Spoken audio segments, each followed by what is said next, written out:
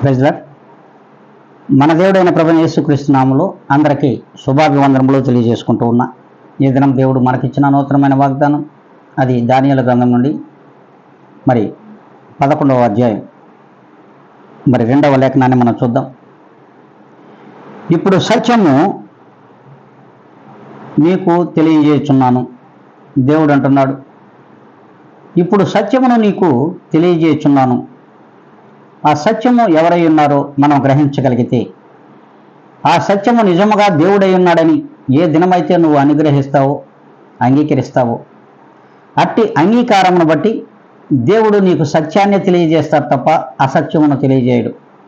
మరి ఆ సత్యమునకు నీవు ఎంతమాత్రం తెలుసుకోవడానికి అర్హుడై ఉన్నావు? ఆ సత్యమును గ్రహించడానికి నీవు ఎప్పుడు సిద్ధపడి దేవుని వెదుగుతావు? దేవుడు అడుగుతున్నటువంటి మాటే, నీకు సత్యమును తెలియజేయడానికి ప్రభువైన యేసుక్రీస్తు వారు ఈ లోకానికి వచ్చారు.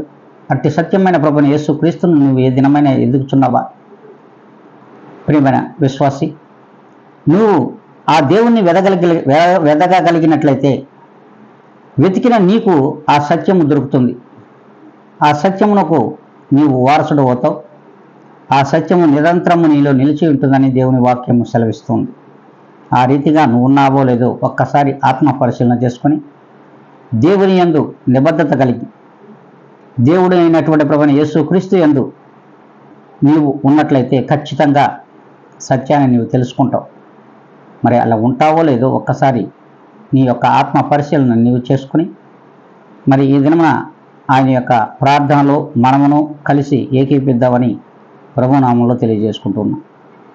పరిశుద్ధాత్మ దేవుడా, పరిపూర్ణుడా, కృపా సత్య సంపూర్ణమైన నా తండ్రి, ఈ యొక్క ఉదయకాల సమయంలో నీవు ఇచ్చిన ఈ గొప్ప వాగ్దానమును నాయన మా అందరి హృదయములలో నీరు గట్టి ఫలింపచేయమని, సత్యమును గురించి తెలుసుకునే వారిగా ఈ ప్రియబిడ్డలకందరికీ నాయన ప్రభువైన యేసుక్రీస్తుని గురించి తెలియజేయమని బ్రతిమలాడుకుంటూ, సమస్తమునైన ఘనత మహిమ ప్రభావాలు మీకు ఆరోపించుకుంటూ నన్ను నేను మిక్కిలిగా తగ్గించుకొని అడిగి వేడుకొని ప్రార్థిస్తున్నాను మా తండ్రి. ఆమెన్.